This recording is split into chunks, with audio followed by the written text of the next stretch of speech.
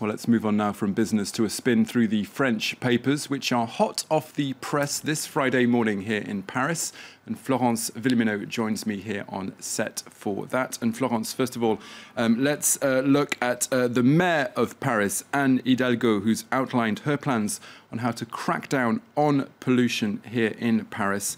And she wants to ban all petrol cars by 2030. I know you love your Porsche, Thomas, but you're going to have to get rid of it. I don't have a Porsche. Well, if you did, you would have to think about getting rid of it, because Anne Hidalgo is planning for a post-car Paris. And you can see Aujourd'hui en France wondering, is it realistic with a very carless street there in front of the Eiffel Tower? Now, you can see here the pun of the day in Aujourd'hui en France. It's a risky bet. Le Grand Paris, of course, Paris without an S means a bet. So this is a big bet for the mayor of Paris, but it's far from a random measure coming out of the blue. She recently announced a plan to ban all diesel cars by 2024. Of course, that's the year when Paris is going to host the Summer Olympics. Now, Le Parisien applauds her efforts to crack down on pollution. It's a real issue here in Paris, but the road is long before Paris becomes a car-free city. And is that a dream or is that a nightmare? Well, Le Parisien says it really depends on who you ask.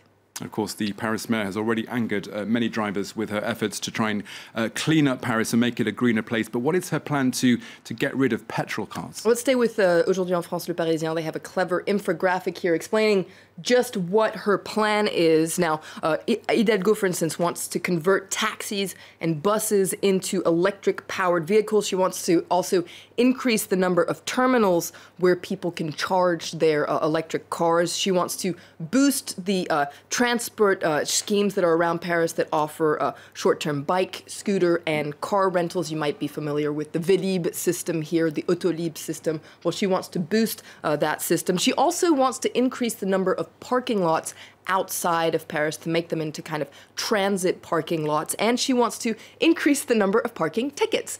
In fact, parking tickets will be increased by 50% next year. Of course, all this to dissuade people from using their cars.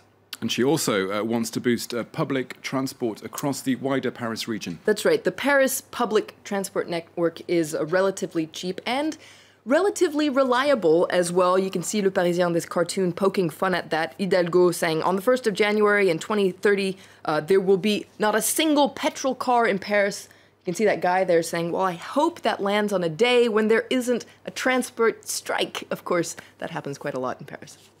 Now, not all papers believe that Hidalgo's plan is viable or even desirable, for that matter. Let's take a look at the conservative papers, because Hidalgo, being a socialist mayor, has a lot of critics on the right. You can see Le Figaro is wondering if Paris is going to blow a fuse over this, because Hidalgo has already put in place a series of controversial measures. For instance, she made a whole stretch along the Seine River pedestrian. It used to be kind of a highway that went through the center of town. Now it's pedestrian. It's quite lovely, I must admit.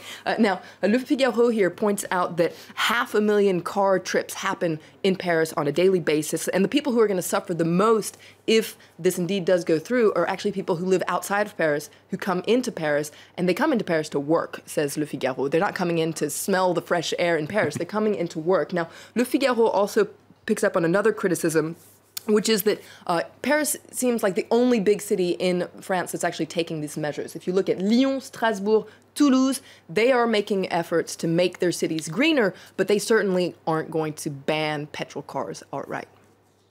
Okay, let's move on now to something completely different. And Libération this Friday is focusing on Lyme disease. That's a bacterial infection primarily transmitted by ticks. That's right. Let's take a look at the front page of Libération. It talks about the invisible enemy here. Now, Lyme disease is quite mysterious. It isn't really well known by the general public, and doctors actually have a very hard time diagnosing it. So you can see here Libération saying it's at the heart of all sorts of rumors, but also the source of some very real suffering. Now, it might seem a little bit random for Libération to be focusing on Lyme disease, but the number of cases in France has actually increased quite dramatically over the past few years, so much so that some people are actually talking about an epidemic here in France. And Florence, experts are saying that climate change could be responsible. Indeed, and Libération actually interviews a researcher in all these kind of epidemics, and she says that actually, yes, climate change could explain this surge in Lyme disease that we're seeing in France. Climate change essentially means that ticks live longer and thus are active longer, and so there's a longer period of time when they can transmit Lyme disease essentially, and because of climate change, ticks are moving further north, and so that can explain why it's spreading. So if you spend time frolicking around in the forest throughout the year, do check yourself for ticks. Florence Villeminot, that's all we have time for. Thank you very much.